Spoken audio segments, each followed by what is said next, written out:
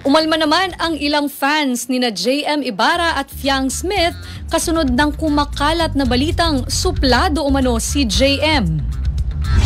Nagugat ang issue ng maging usap-usapan online ang viral video ni JM na hindi umano namamansin ng fans. Dahil dito ay naglabas ng video ang kanyang fans na umalma sa mga pang-iintriga ng ilan. Makikita sa video ang pagsakay ng dalawa sa sasakyan matapos ang kanilang event. Nakapaligid rin sa kanila ang mga taga-suporta na matagal umanong nag-abang sa kanila.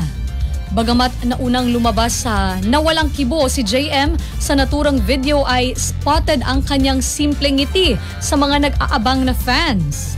Komento ng ilang netizens rito, halata sa mata nila ang pagod at puyat kaya sana ay maintindihan ito ng iba.